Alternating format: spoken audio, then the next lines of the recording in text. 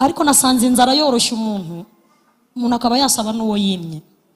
Ngira Imana ndayibwira ngo Mana ndagushimiye ko nibura ugitegura ameza umuntu akabona icyo kurya kuko ndabizi ko inzara yanyoroshya. Icya gatatu nasanze cyoroshye umuntu ni icyaha.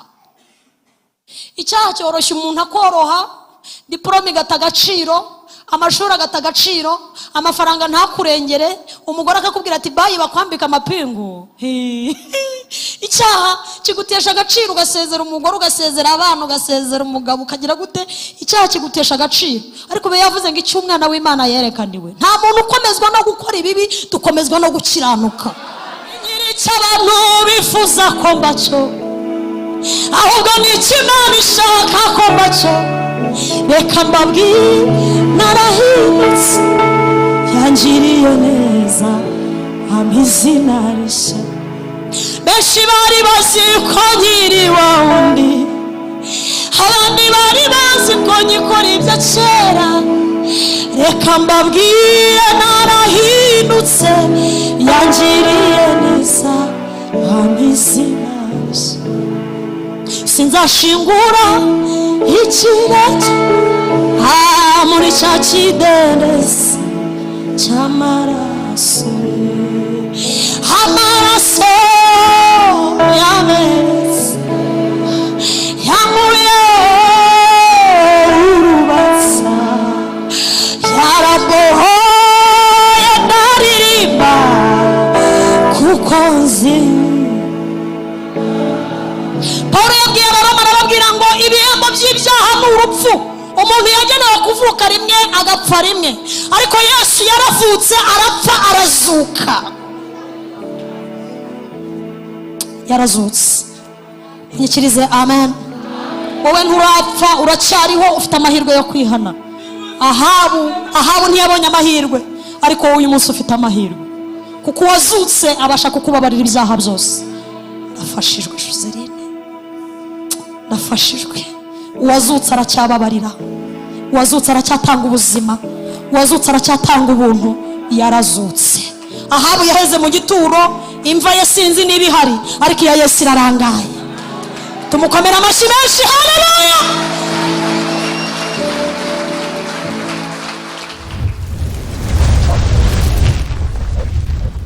La Moti TV. Konje ndabizi ko abizi ko uyu munsi ninjye wakoze. Ndashimira n'abashumba babanye natwe hara ku ruhimbi. Ndashimira namwe abizera mwahaye Yesu umwanya. Imana ibahe umugisha. Mwabyambariye, murasa neza, mumeze neza. Imana ibahe umugisha. Baririmbyi baturirimbiye neza. Imana ibahe umugisha. Tuganira amagambo y'Imana. Ndabaha intashyo z'abera aho twateraniye hose. Intashyo ziravuga ngo natwe turakomeje kujya mu ijuru, namwe mukomeze mugende. Niki ntashyo zivuga? Abera bo mu isi bose bajya bavuga ngo dukomeje kujyayo, kandi ubw'ingororano ziriyo turakomeza turwana tunanesha. Imana ibahe umugisha. Hanyuma mwakira intashyo za bene so. Imana ibahe umugisha. Reka tuganire amagambo y'Imana. Teraniro rya gatatu naryo ndabizi ko Yesu arabana natwe. Uyu munsi numvisha umwuka wera amata kuganiriza iteraniro rya mbere n'irya kabiri n'irya gatatu. Amagambo message y'umunsi ari igihe umuntu aba afite ibintu byinshi byo kuvuga, ariko numvise ibyo twize mu rya mbere no mu rya kabiri no mu rya gatatu ari byo umwuka wera akomeje gushyiramo imbaraga. Ariko nizeye Yesu ko yakeditinga agashyiramo n'ibindi bigendanye n'imitima iri mu iteraniro rya gatatu. Ndabizi ko ari bwongeremo ibindi tutumvise mu rya mbere, mu rya kabiri no mu rya gatatu, kuko aho igihe kigeze avuga ibigendanye nabo. Ndamwizeye. Twifashisha aya magambo twasomye n'ubundi twumva icyo umwami yavuganye natwe kandi agiye kuvugana natwe. Igitabo cya mbere cy'Abami, igice cya 22 umurongo wa 30. Ndasoma imirongo mike, ndabasabira umutima nk'uwa Biberoya ngo bajyaga baba mu materaniro ariko bataha bakongera bagasuzuma ibyanditswe byera. Hari ukuntu dutaha dufite inyota ya WhatsApp kureba utumesaje abashuba twandikiye, umuntu ntabone umwanya wo gusoma Bibiliya. Ariko ndabinginga ngo mugire umwete wo gusoma ijambo ry'Imana, nibwo muzanesha Satani. Amen.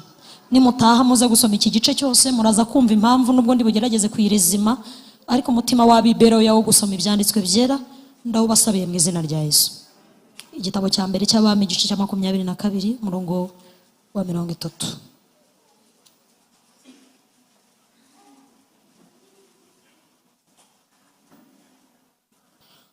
umwami w'Abisiraheli abwira Yehoshafati ati, ariko twahera no ku 29 kugira ngo iyi nkuru ise naho yumvikanye neza. Bukeye umwami w'Abisiraheli na Yehoshafati umwami w'Abayuda baratabara baterera Moti y'i Galeyadi. Umwami w'Abisiraheli abwira Yehoshafati ati, ngiye kwiyoberanya ngiye ku rugamba, ariko wowe ambara imyambaro yawe y'ubwami. Nuko umwami w'Abisiraheli ariyoberanya ajya ku rugamba. Kandi umwami w'Isiriya yari yategetse abatware b'amagare ye uko ari 32 ati, ntimurwanya aboroheje cyangwa abakomeye keretse umwami w'Abisiraheli wenyine. Nuko abatware b'amagare barabutswe Yehoshafati baravuga bati, nguriye umwami w'Abisiraheli koko. Icyo cyatumye bamuhindukiriraho kujya kumurwanya. Yehoshafati arataka, ariko abatware b'amagare babonye ko atari we umwami w'Abisiraheli barakimirana barorera kumukurikira. Nuko umuntu umwe afora umuheto we apfa kurasa, ahamya umwami w'Abisiraheli mu ihuriro ry'imyambaro ye y'ibyuma.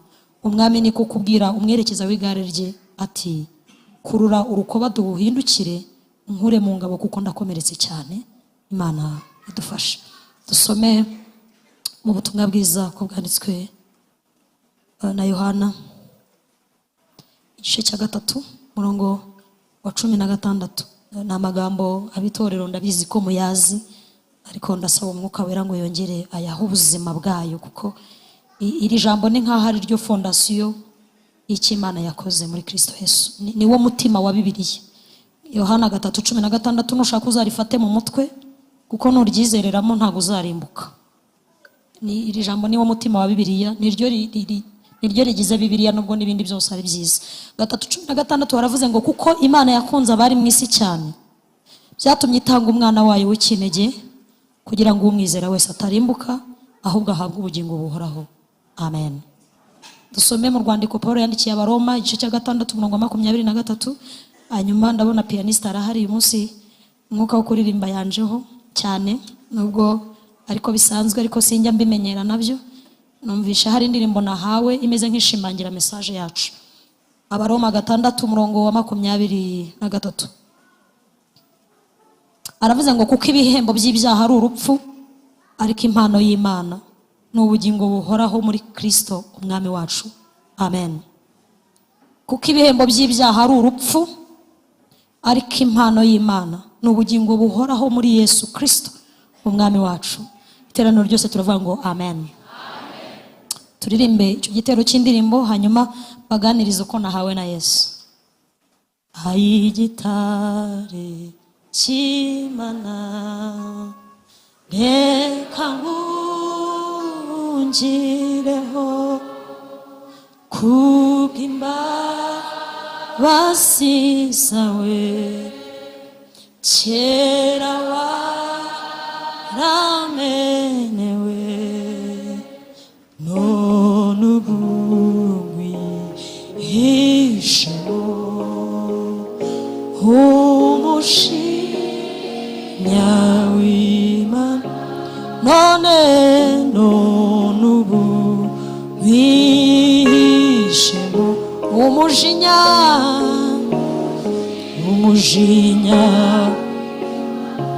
ibyo twakora byose n'umwete wacu wose, n'agasazi n'amarira adashira, byose ntibyashobora, haleluya, kudukura wibya, byose ntibyashobora, oya kudukura.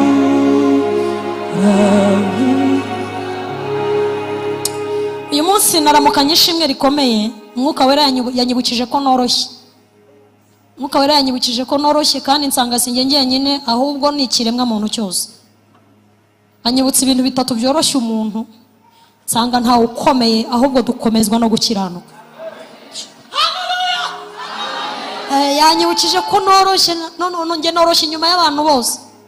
icyambere cyanyibukije ko noroshye nuko nkasinzira ntaza hondi nta protokole, nkasinzira mu buryo nyine iryo joro Imana yateguye ko nsinziramo, ariko najya kumva nkumva habonetse agasinyare kambyutsa, nkabyuka amahoro.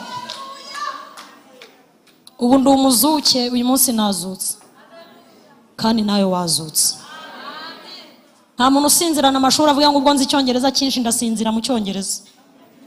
Oya, amafaranga menshi no kuba umusitari no kugira izina rikomeye ntabwo byatuma udasinzira ngo upfe, ahubwo isabukuru nziza.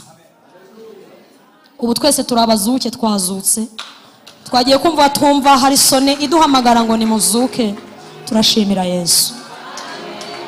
Cya kabiri cyanyibukije ko umuntu yoroshye ni inzara. Nta muntu usonza mu gisirimu. Ubu n'abavuye mu iteraniro rya mbere n'abari mu isi yose, uwashonje wese ararya, ahubwo Imana utabifite ibimuhe.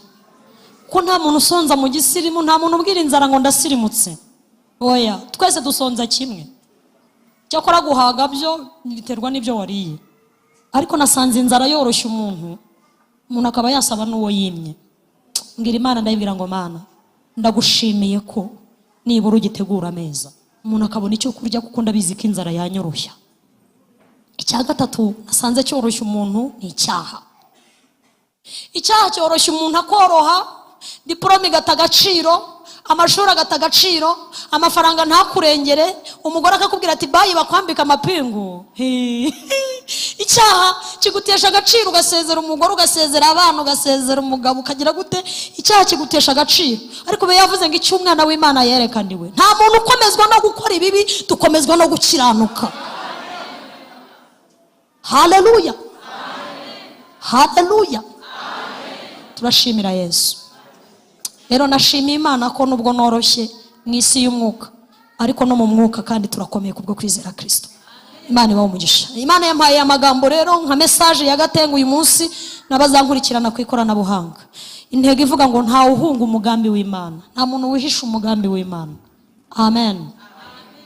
Wihisha umugore, ukihisha ababyeyi, ukihisha abana, ukihisha umugabo, ukihisha perezida wa korari cyangwa umushumba, ukihisha abadiyakoni, ariko nta muntu wihisha umugambi w'Imana. Dawidi yaravuze ngo Uwiteka, iyo nshatse kuguhunga niyo nabitekereza gusa, niyo natega indege nkagenda nkajya ku mpera y'isi ahantu hadatuwe n'abantu nko mu kirwa runaka, nkibwira ko udahari, nasanga ibyo bihari ari wowe wabiremye, ijisho ryawe ryaba ari indeba. Aravuga ngo kandi nubwo nazamuka nkajya mu ijuru nkatumbagira, ahubwo noneho naba nkusanga aho uba, ukiyakiba hejuru ntiba hasi, aho naho waba uri murandeba. Aravuga ngo kandi nubwo namanuka nkajya mu kuzimu, ijisho ryawe ryanshora rikaba rindeba. Nta muntu wihisha Imana, hose ni mukwayo. Muranyumvise se? Munyikirize amen. Iri jambo dusomye ni umugabo witwa Ahabu. Iyi nkuru irimo abantu nka bane ndi buvugeho, Mwuka baraze kumfasha kubavuga bose, cyangwa se tuvuge bakeya ariko b'ingenzi, kuko Yesu baruta ari hano. Munyikirize amen. Irimo inkuru y'umwami w'Abisiraheli witwa Ahabu, irimo inkuru y'umwami w'Abayuda witwa Yehoshafati, irimo abahanuzi 400 bahanurira ubusa, bavuga ubusa, irimo umuhanuzi umwe witwa Mikaya uhanura nk'uko Yesu ashaka, irimo umugabo witwa Sedekiya w'indwanyi uzi gukubita abantu bavuga ukuri, ikabamo n'abandi bantu bakeya. Muze kuyisoma twese amen. Hanyuma Ahabu numwe mu bami babayeho muri Isiraheli. Isiraheli ni hano hirya, na hano habayeho, ntago ari mu ijuru, si ni kuzimu, ni hano hirya. Ubwo ndi kubwira abajene batazi iby'amateka ya Bibiliya. Isiraheli ni hano hirya habayeho n'ubu hariho. Noneho rero mu myaka yashize higeze ngo habaye umuperezida cyangwa umwami witwa Ahabu. Haleluya. Ko nabonye iteraniro ririmo abajene benshi, kandi iyi minsi nta mwanya wa Bibiliya dufite. Cyakora wa TikTok.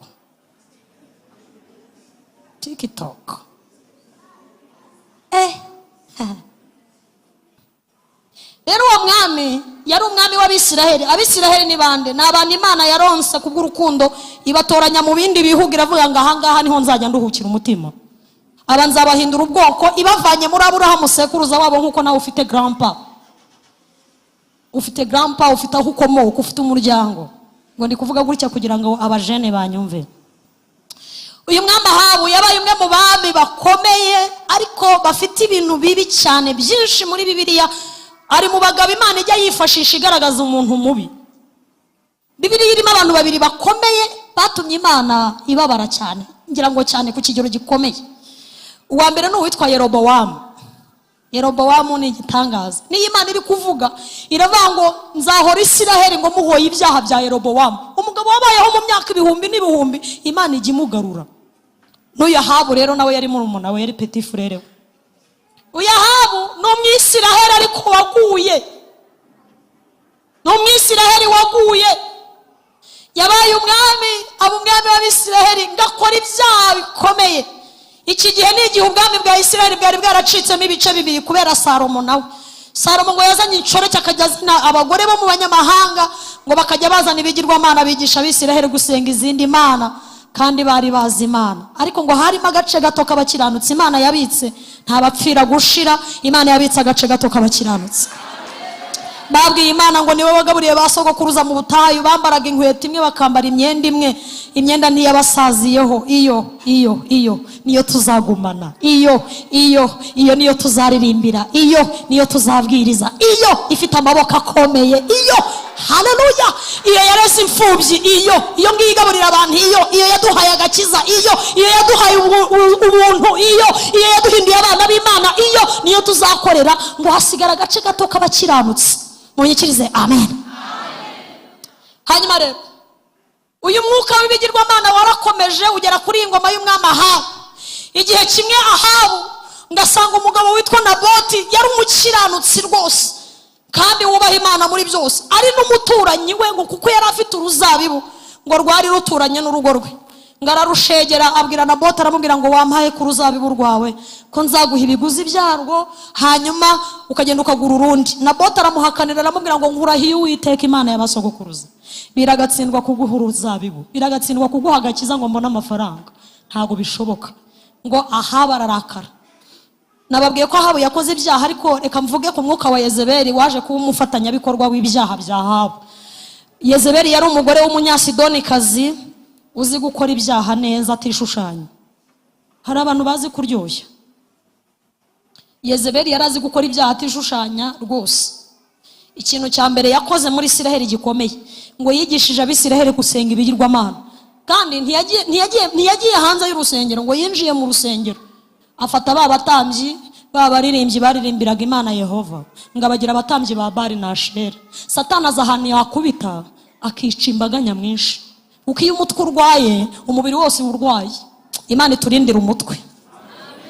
Nari mvuze ngo Imana iturindire. Aza ahantu yakora akagusha benshi, aza umuntu yagusha akagusha imbaga, aza umuntu. None Samusoni siko byamugendekeze, bamunogoye amaso, Abisiraheli bose barashoberwa. Ariko umunsi ngo bamufataga Abafilisitiya bamujyanye mu nzu ngo bagiye kumwihimuriraho, ngo yabwiye Imana ngo ndabizi naracumuye nabaye ikigwari, ariko nsubize mu mwuka n'imbaraga nahoranye. Haleluya! Usubizemo imbaraga mporera amaso yanjye Abafilisitiya. Imana igisubizamo abantu imbaraga bahoranye. Ndafashijwe Joseline. Imana igisubizamo abantu imbaraga. Uyu Yezebeli cya kabiri yakoze ngo yigishije Abisiraheli inzangano no kwangana. Abisiraheli ngo barangana, ari nabyo Naboti yazize. Icya gatatu ngo yigisha Abisiraheli ubusambanyi n'ubwibone. Abagore b'Abisiraheli arabasirimura bose, arababwira ati nimujye mwikoraho, Imana ntikireba inyuma isigaye ireba mu mutima. Uyu Yezebeli niwe wadukanye makeup, akajya yisiga amarangi. Hanyuma rero abagore b'Abisiraheli baba bati twaracitswe, twari twaracupiye. Mu minsi ishize hari itangazo ryasohotse rya fake news, ariko bati turabakomoreye mwisiga mugore byose. Ariko bana we, hari abarayeyo burya muri salo. Bati sitwe twakiraga, sitwe twakira stress. Ubundi se kera kose. Ariko ntacyo buri muntu mwitorera buwejejwe na bene data babikora, nta rubanza tubacira, ahubwo icyo mwuka ashaka aba ari cyo bakora. Munyikirize amen. Abari imbere y'Imana amen. Nari ndimo ndavuga iby'iwacu, ariko hari ibyo mu ijuru biha umuntu discipline irenze y'idini. Mutagira ngo ndi umunyedini nge ndi uwa Yesu. Ntabwo ndi umunyedini, ndi uwa Yesu. Ibyo umwuka kubwira bari byo uzakora, kuko ndabizi neza ko hari nabi wacu ajya karuma akagukaruma kandi uri uw'iwacu. Umwuka wera rero atanga protokoli ruti y'idini. Abari imbere y'Imana, haleluya. Afite ukuntu ajya agenda mu gikara akaba marene w'abantu tutanahari tutanabwirije. Rero ntago nababwira ngo oya, simbigisha kuba abanyedini, ndabigisha kuba ba Yesu. Munyikirize amen. Hanyuma rero Bibiliya yavuze ngo umwami Ahabu yicisha Naboti amuziza kumwimura uruzabibu. Iri jambo twasomye ngo Imana irababara, reka mbivuge gutyo, kubera Imana ishobora kuba yagira amarangamutima, birashoboka. Igira igihe cyo kwishima n'igihe cyo kubabara, birashoboka. Ngo ifata umwanzuro iravuga ngo Ahabu akoze ikintu gikomeye, yishe Naboti. Ahabu azazira amaraso ya Naboti. Nintabikora nzaba ntari Imana, nintabikora nzaba ntinya abantu. Imana igira hirindahira ikomeye. Nubwo waba uvuka mu ahantu hakomeye, Imana igifata imyanzuro ikomeye. Maze uzirinde kugonganira n'Imana mwikorosi ije gukora ikintu gikomeye. Ahubwo muzahure ije kugutabara, ikuvugaho ibyiza, ariko ntuzahure n'Imana mwikorosi ije kukwerekanaho ikimenyetso cy'uko ari inyembaraga. Nari mvuze ngo Imana ntimuzahurire mwikorosi ije kukwerekanaho kari Imana yanga agasuzuguro, ari Imana yanga icyaha. Ahubwo uzahure nayo ikubwira ngo nuko mugaragu mwiza wakiranutse muri bike, injira mu munezero wa so. Haleluya. Ahabu Imana imutuma umuhanuzi namubwira ngo aha amaraso imbwa zarigatiye amaraso ya Naboti niho imbwa zizarigatira amaraso yawe. Bibiliya ivuga ngo Imana itera imitima cyangwa umutima w'umwami w'Abasiriya, ngo nuko afata Iramoti y'Galeyadi. Hanyuma Ahabu ngaza kwibuka ko Iramoti y'Galeyadi ngo hari cyangwa se yari karitsiye y'igihugu cya Israel. Ngo ahamagara Yehoshafati. Ndashaka kugera kuri iyi ntego ivuga ngo nta muntu wihisha umugambi w'Imana. Abari imbere y'umwami twese amen. Ahamagara Yehoshafati umwami w'Abayuda. Iyi miryango ibiri, uwa Yuda n'uwa Benyamini, niwe Imana yari yarasigaje kubera ko ku ngoma ya Salomo ubwami bwacitsemo ibice bibiri.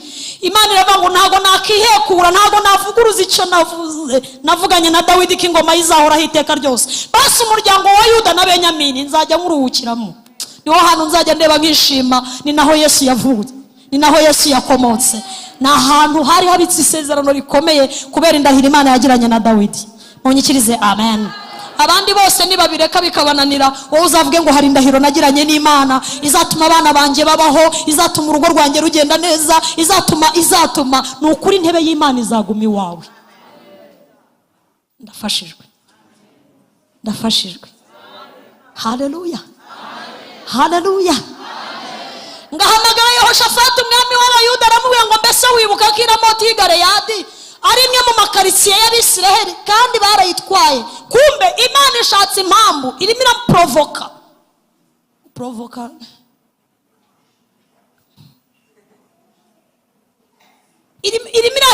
Irimo guprovoka, ndabivuga gute mu Kinyarwanda?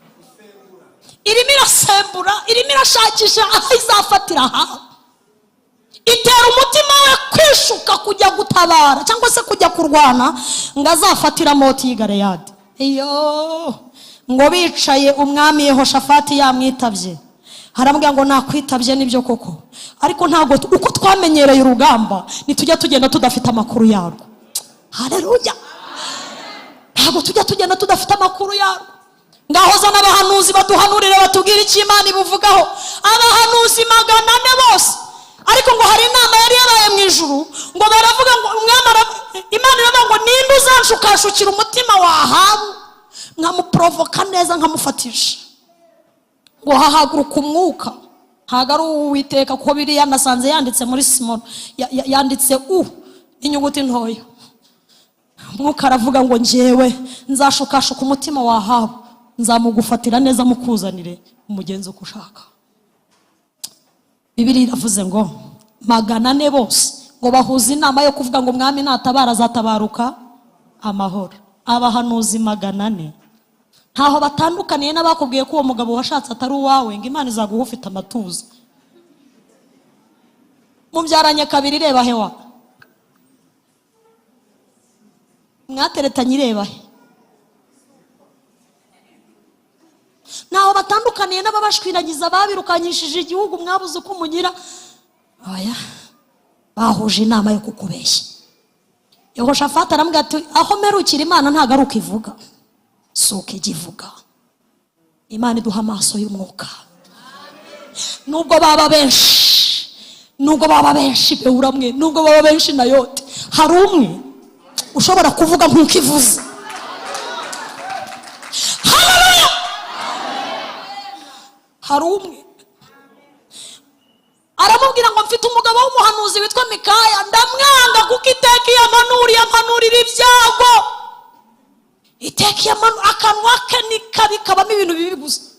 Aho uravuga ibyo mu ijuru, abwira abantu iby'ibyaha, ntajya abwira abantu amayetaje, ntajya abwira abantu abagore, ntajya abwira abantu abagabo, aho urababwira ibya Yesu gusa. Ndamwanga n'ibyo byose. Yehoshafati ati nubwo umwangana, abantu nk'abo ntibakundwa ndabizi, bagira inshuti nkeya. Muduhamagarire niba ari Imana ivuze ngo tugende turatabaruka, arabivuga. Haleluya! Kandi niba atari yo yabivuze nabyo turabimenya. Bibiliya iravuga ngo ijambo rya Yehoshafati riganza irya Ahabu, ngamutumaho umutware, ngaragenda aramuzana, azamubwira ngo rero Mikaya, twari turi mu iteraniro kameme, abahanuzi 400 bose bahanuye ko umwami azatabara agatabaruka. Se mwanyikirije 400 twese twahanuye, kandi ntusuzugura amavuta yacu. Urabizi ko twebwe amavuta yacu ari ayo mu mujyi tuba hejuru. Wowe tugukuye mu cyaro hepfiri utaza gufinina hariya, kandi umenye kujya guhanurira abami 2, ugende gake. Mikaya aramurambye ati yo ndavuga ibyivuze, ibyivuga nibyo ndibuvuge, winshuka ntuntaranye nayo. Nimbwira amahoro ndavuga amahoro, nimbwira gupfa ndavuga. Haleluya! Kuko aho gutinya abami natinya Imana. Ndafashirwe Joseline. Baramuzana agenda aririmba ati tuzafata urugendo rurerure, tuzurira imisozi itega n'igicaniro, tugiye gutamba ibitambo byishimye by'urwibutso kuya. Ikibabaje nuko benshi bibagiwe, imitima ya biradama, birengagije sana irabaraye, ubwo bari mu bigeragezo bikomeye. Nzamanura inanga nicare ndirimbe, mpamagara banjye mbarema agatima. Cyane isuyaga tuzakorera Uwiteka, waduhaye amazi tunyote. Tuzafata urugendo rurerure, tuzurira imisozi iteganye n'igicaniro, tugiye gutanga ibitambo byishimye by'urwibutso kuya. Aramubaza ngo ko numva ukiririmba indirimbo z'iwacu, ko numva ukiririmba ibintu twaririmbaga kera. Umutware wari utwaye Mikaya nawe yari azi Imana, nubwo yari yafinimye ariko yari azi Imana. Bari bazi Imana Abisirayeli, bari bazi uburyo yabambukije inyanja itukura, bari bazi uburyo Imana yabakije amaboko y'abami, bari bazi uburyo Yeriko yaridutse, bari bafite amakuru, babyica babizi. Ntukahure n'umurokore w'umugwira, abyica abizi. Agasinda ni ya 16 mu gushimisha Imana. Ikintu kizakubwira umurokore waguye, muhura avuga ibya Yesu. Hari abantu bambwiye ngo hari umuhanuzi waguye imbere yigeze ngo kubaho neza, amaze no kugwa arakomeza arahanura. Imana nta kipfana n'agakiza. Uko umuntu yaguhaye impano mu bukwe atagaruka kuyikwambura, niko Imana iguhaye agakiza ukagwa, ntabwo igaruka kugutwara ibyo wari ufite yaguhaye. Agakiza n'impano ni ibintu bibiri bikomeye cyane. Muhitemo kwera imbuto kuruta impano.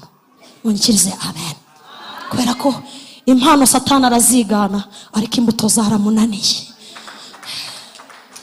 Impano Satani arazigana, ariko nta mbuto agira. nta mutagira, yigana guhanura ariko ntiyigana gutanga amahoro. Uyatanga ni Yesu. Afashijwe nkeneye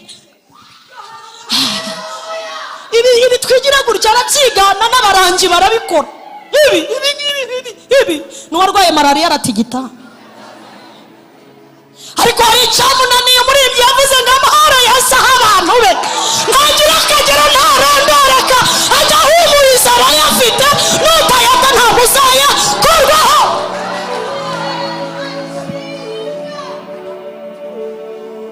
Satani ntiyakubwira ngo wirinde ibyaha kuko urwo rubuto ntarwo agira, ariko Yesu arakubwira ngo komeza utwaze nzabana nawe. Naho gutigita no guteranya inyuguti n'ingombajwi arabishoboye. Mikaya aramubwira ati ahubwo reka nkuririmbire n'akandi. Mbwira Yesu uzajya mu bihe by'amarira n'agahinda kenshi, isarura niritinda uzajya wibuka ko ineza yanjye ari ikurinda. Mbwira Yesu uzajya wibuka mu gihe cy'amahoro no mu mudendezo, isarura rikunda uzajya wibuka ko ineza yanjye ari ikurinda. Yewe mutima wanjye karame ngira icyo nkwibariza, yego ese yigeza guhana reka da wabasha kubihamya, yego ngaho ririmba utere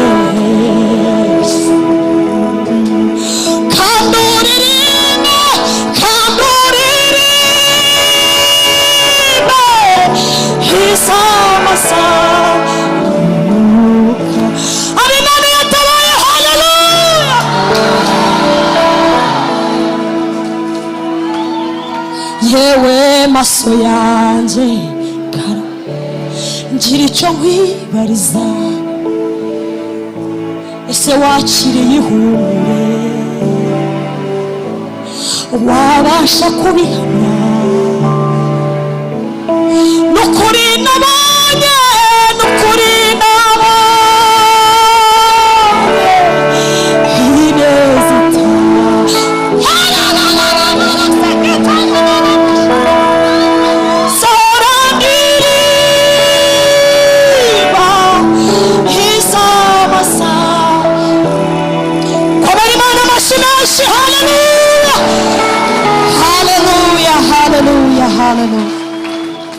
Bibiliya yavuze ngo Mikaya arahagera asanga igiterane cyashushe barimo baraserebura ngo umwami azatabaruka amahoro. Hari ijambo Paulo yavuze ngo ubwo nageraga mwatenaye ngo nitegereje uko basenga, ngo ndebye uko babyina, ngo mbona basa naho ari abarokore, ariko nkomeje kwigira imbere gatoya nabonye ibintu bitari iby'abarokore, ngo nasanze basenga Imana batazi. Dufite ikibazo, ntabwo tuzi gutandukanya urusaku no gufashwa. Amateraniro menshi y'abarokora arimo urusaku nibyerekana ko bafashijwe, ariko iyo musubiye inyuma murenze ino miryango kugira ngo ntimwahuye na Yesu. Tuzabamenya muri mu office, tubamenye muri kuri computer, tuzabamenya mucuruza, no kuri sinzi ibintu bibafata iyo musohotse hano, ariko simbaciriye hiteka, haracyari imbaraga, haracyari imbabazi z'umwana wacu. Munyikirize amen. Kandi iki kibazo kigeze kubaho ubwo Ezira ngo yasanaga urusengero rw'i Yerusalemu, ngo batashye barimo baraserebura, ngo abasaza bicara inyuma, urubyiruko ngo rwicara imbere, bakajya babyina bati haleluya Imana iradutabaye, urusengero ruruzuye, so wacuranze bati wahama baba barati abasaza bakabareba bati suku Dawidi yayiririmbiraga, yari afite inyifato, yayigeraga imbere akamenya uko yifata, ntago ari kuruhimbi, ntago ari kuri abitwaraga, ntago ari uko bazaga bambaye, ngo bararira induru ziravuga, abasaza bararira abajene barabyina. Bibiliya yavuze ngo urusaku rw'ababyina n'abaririmba habura uwo bivangura. Dufite ikibazo ntituzi gutandukanya gufashwa no gusakuza. Umuntu wafashijwe yaba yabaye ati n'igihe Yesu amutura umutwaro w'icyaha akava mu iterana avango no kuri umunsi mbaye umwana w'Imana. Ntago wafashijwe ari wavugije induru, gufashwa so kuririmba ibisirimba, ntago gufashwa ari gutaha wiyucyuya, no gutaha Yesu yagutwaje umutwaro we. Watuye umutwaro w'icyaha, waje ari umusinzi ntiyongere gusinda, uko niko gufashwa. Mutandukanye gufashwa n'urusaku. None dufite ikibazo ikinyejana cyacu gospel igezweho kuko sekire yabuze abakiriya. Mbega ibiterane by'abarokorewe, mbega ukuntu ariho hantu heza hari entertainment, niho hantu hari amafaranga kuri YouTube. Gospel ifite amafaranga nshuti zanjye, amamiliyoni n'amamiliyoni y'amaviews. Ariko mutandukanye urusaku, murutandukanye no gufashwa. Abaruhutse bafashijwe bagenda babwira umwami ngo twararuhutse turamahoro, aya twararuhutse turama. Nibagiwe ko muri butahe dizi. Ayiwe, reka ntaza kubwiriza nkamera nka Paulo wabona hari utukuri mu idirishya. Ariko imbaraga zindimo niziri muri Beurana ntuze zabazura pe. Akuri kwiyera iziri mu mushumba rujurama uyu munsi yicaye amateraniro yose, nizamudiyakoni nizande n'abari abahagaze zakuzura. Niyo wahanuka mu idirishya twakuzura mu izina rya Yesu. Munyikirize amen, munyikirize amen, munyikirize haleluya. Mugume hano aho gutinda hanze, watinda mu nzu y'Imana.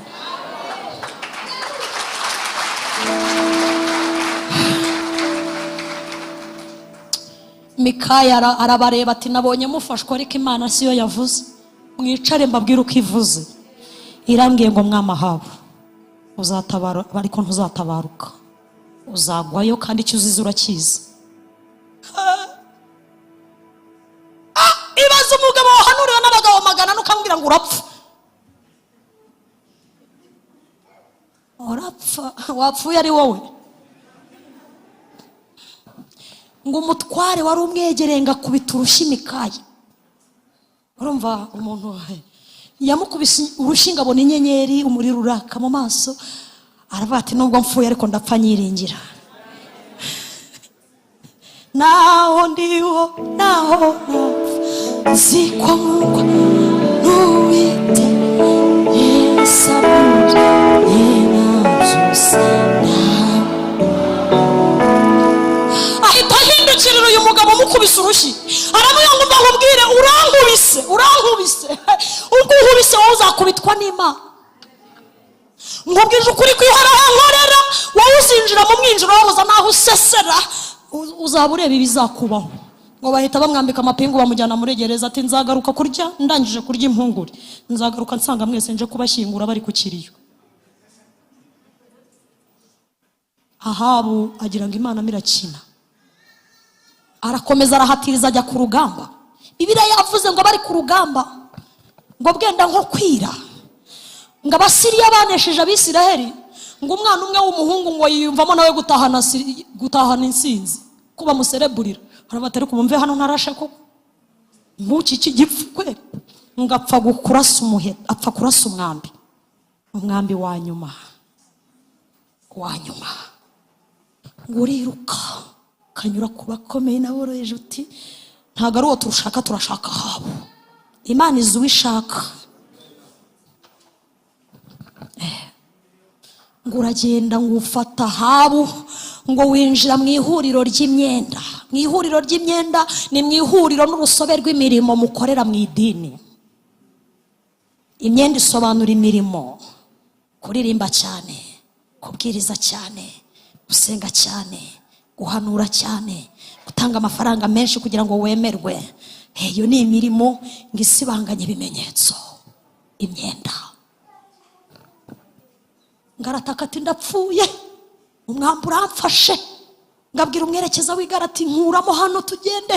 Ngagenda avirirana inzira yose, yo ngageza himbwa zarigatiye amaraso ya Naboti abarihagwa ijambo ry'Imana rirasohora kuko Imana yambwiye ngo ahimbwa zarigatiye amaraso ya Naboti niho zizarigatira amaraso yawe. Ntabwo Imana ishobora kwemera ijambo ryayo rigwa hasi, aho yabivugiye niho bizasohorera.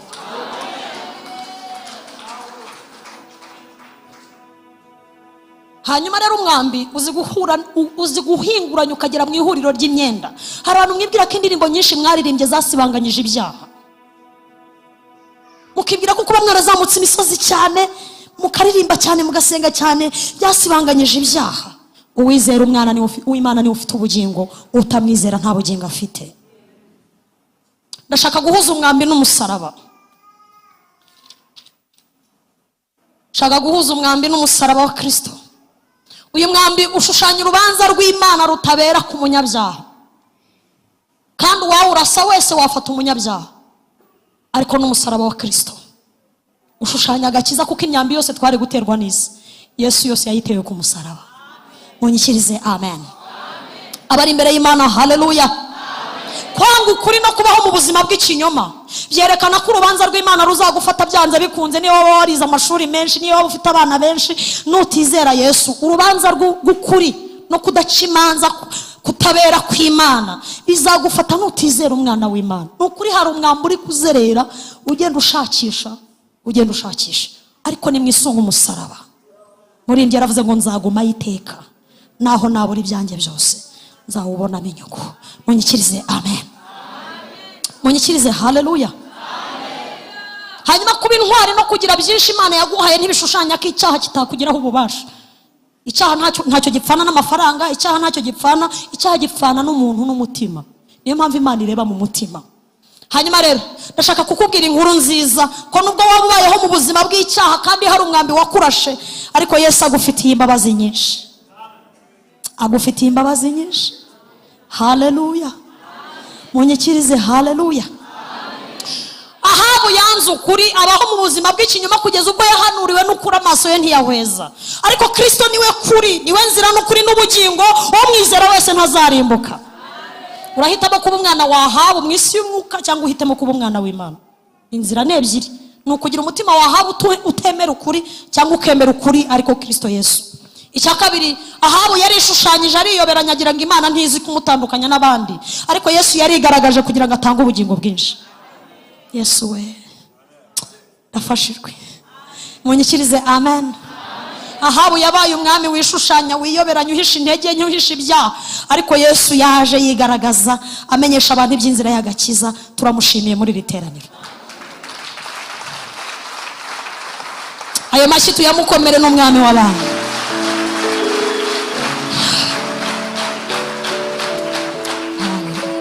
Icya gatatu, Ahabu yapfuye urupfu rwe azira icyaha cye, ariko Yesu yapfuye urupfu rwe azira ibyaha byacu.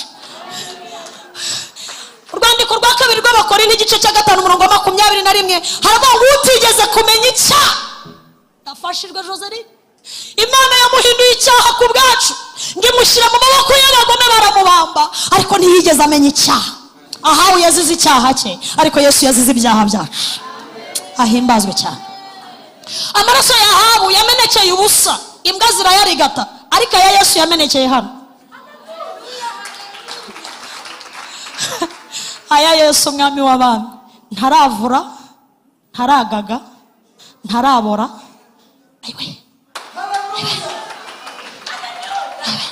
Aye aracyakiza, aracyabohora, aracyatanga ubuzima, aracyahindura amazina. Ayamenekeye hano. Aya Ahabu imbwa zarayarigase, ariko aya Yesu yaronse itorero. Sinyiri icyo abantu bifuza ko mbacyo, ahubwo ni icyo Imana ishaka ko mbacyo. Reka mbabwire narahindutse, yangiriye neza, ampa izina rishya. Benshi bari bazi ko nkiri wa wundi, abandi bari bazi ko nyikora ibyo kera. Reka mbabwire narahindutse, yangiriye neza, ampa izina rishya. Sinzi azashingura ikirenge muri cya kidendezi cy'amaraso, amaraso yamenetse yankuye urubanza, yarabohoye ndaririmba kuko nzi. Pawulo yabwiye Abaroma arababwira ngo ibihembo by'ibyaha ni urupfu. Umuntu yagenewe kuvuka rimwe agapfa rimwe, ariko Yesu yaravutse arapfa arazuka. Yarazutse. Nyikirize amen. Wowe nturapfa, uracyariho, ufite amahirwe yo kwihana. Ahabu ntiyabonye amahirwe, ariko wowe uyu munsi ufite amahirwe, kuko wazutse abasha kukubabarira ibyaha byose. Ndafashijwe Joseline, ndafashijwe. Uwazutse aracyababarira, uwazutse aracyatanga ubuzima, uwazutse aracyatanga ubuntu. Yarazutse. Ahabu yaheze mu gituro, imva ye sinzi niba ihari, ariko iya Yesu irarangaye. Tumukomera amashyi menshi. Haleluya.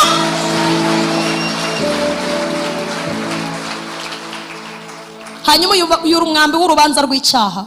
Yesu yifashisha umusaraba adukiza urubanza rw'ibyaha. Ntugire ubwoba, ntutinye. Iminsi umaze ucumura, Yesu arayivunja guha imbabazi. Kandi nubwo wakomerekeye mu igare, haracyari ubuntu, haracyari ineza y'Imana. Hanyuma ntugire ubwoba. Hari abantu bakomerekejwe n'ibyaha, ariko hari n'abandi bakomerekejwe n'ibigeragezo. Iyo myambi yose irakomeye. Hari n'abafashe ibyemezo byo kwigirira nabi, bigaragara inyuma, barwara amadepresiyo, barwara imitima, barwara indwara Imana itabageneye kurwara kubera ibigeragezo byabarushije imbaraga. Abo bose nabo bakomerekeye mu magare, ariko Imana yambwiye ngo uyu munsi iravura, uyu munsi irakiza, iraza komora. Wewe wemerere Yesu, ushira ubwoba. Uyu munsi Yesu arakugirira neza. Imana ibahe umugisha muri Kristo Yesu.